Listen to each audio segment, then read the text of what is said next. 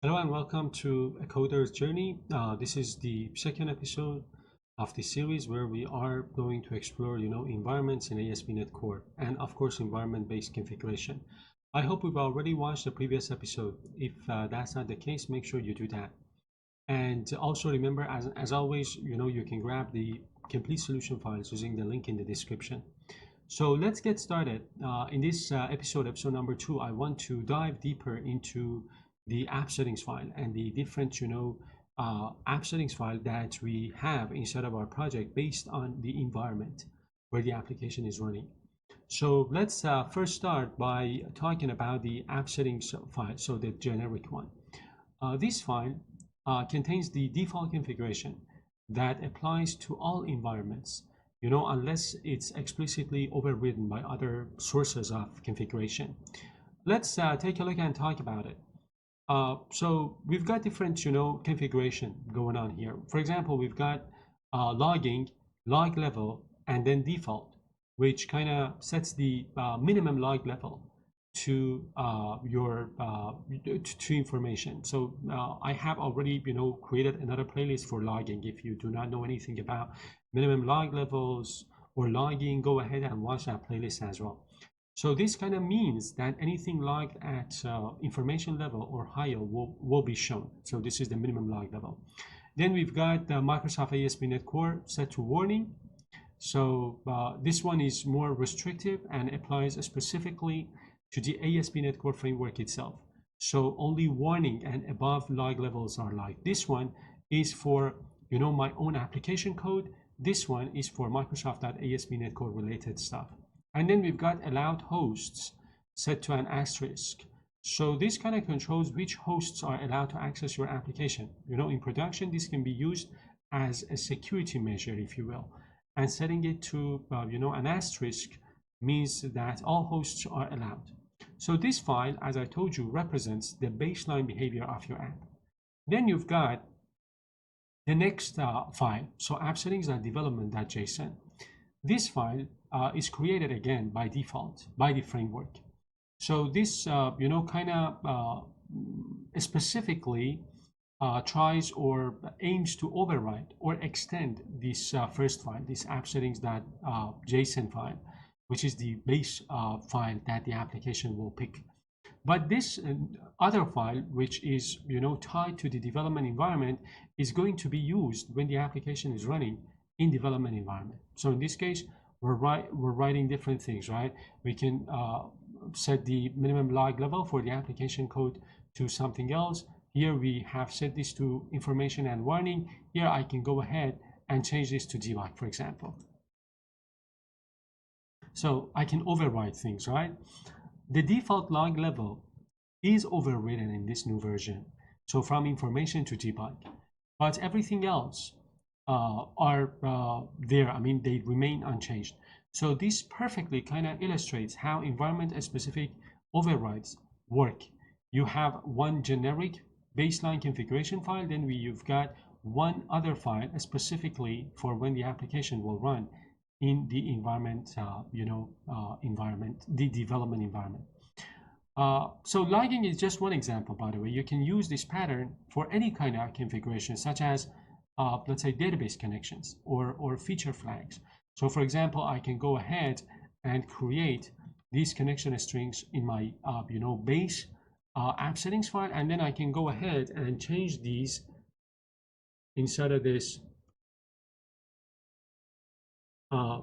development based app settings file. Or I can go ahead and add another one for production. Let's do this. I can go ahead. Let me do something. I'm going to copy this, paste it, and I'm going to change this to production.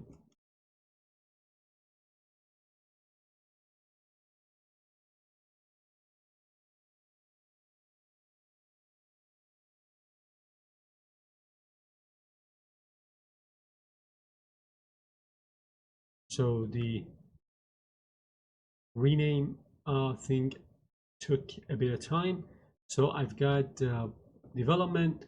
Let me copy this, go to development, change this to devdb And in the other production file, I can set this to, I don't know, something like true, for example, and so on, right? So different settings based on different environments that the application will be, running in.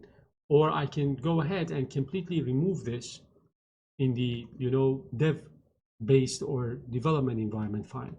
So again, you've got same keys, right? Same keys, different values based on the environment where the application is running.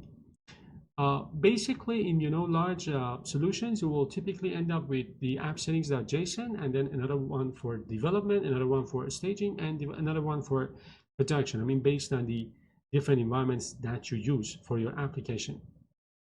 Now let's create a simple environment-based configuration, in our generic app settings file, and then we are going to, basically set the name of the application and also set like a flag called enable feature X. So inside of my app settings file here, let me go ahead and add these. I don't want the logging. I'm gonna put a comma here. So the application, it's got a name, it's got an enable feature X, right? And again, the application dot name, right? The dot notation, you will see what I mean in a minute. This setting defines the default name of your app. And then you've got enable feature X, which is like a feature toggle, and it's disabled by default. And then the different, log levels as we saw, and of course the connection string. So I can now go ahead to my app settings this one is the development file, right? So let me go ahead and make sure I'm in the development file. So now here I can go ahead and change these to something like this. So take a look here. We've got, let me remove this one. So here we've got the application and the name, which is different from the name that we, picked here. And then we've got enable feature X set to true, but here it is set to false. Remember, the keys are the same, the values are different, right? So this setup is ideal, again, for developers, for QA members, for earlier stage debugging. You're not touching the application code itself, you're only changing the configuration of the application based on the, environment. Now, the important thing to understand is how ASP.NET Core actually merges these different environment-based, files. If you're running the application with the environment set to development, which is something that I showed you how to do in the previous episode, here's what happens behind the scenes.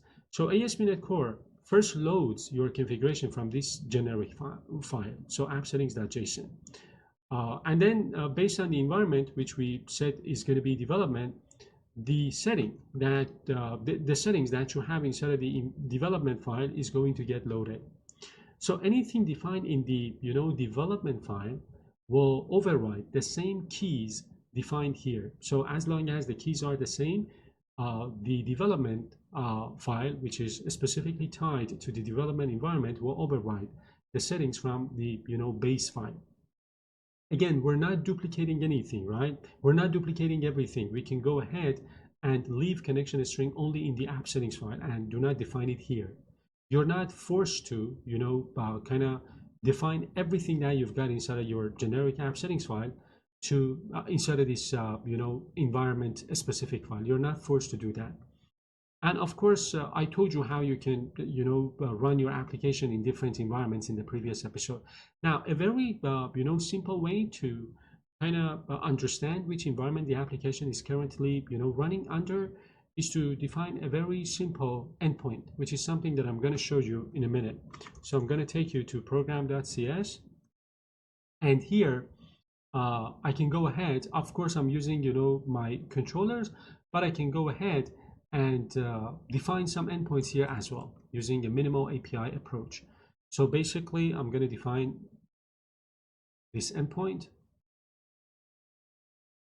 which is going to return the current environment where the application is running. So when basically we hit this endpoint, this is going to return this value, env.environment name, and env is of type iWeb host environment, by the way. So this is incredibly useful, when you're debugging configuration issues and when you want to double check what environment is active. There's also another thing that I think will be really helpful, and that is reading configuration values from your app settings file. So let me add a simple piece of code here. So remember that we have, the application name. Take a look at the notation. So application colon and then name. And if you remember, we had application name, right? So when we've got this subnode called name defined under application, we access that using this notation, right? So colon. So we are, kind of fetching that value. We are capturing it inside of the app name. And then basically what we can do is to comment out this and define a new version of this.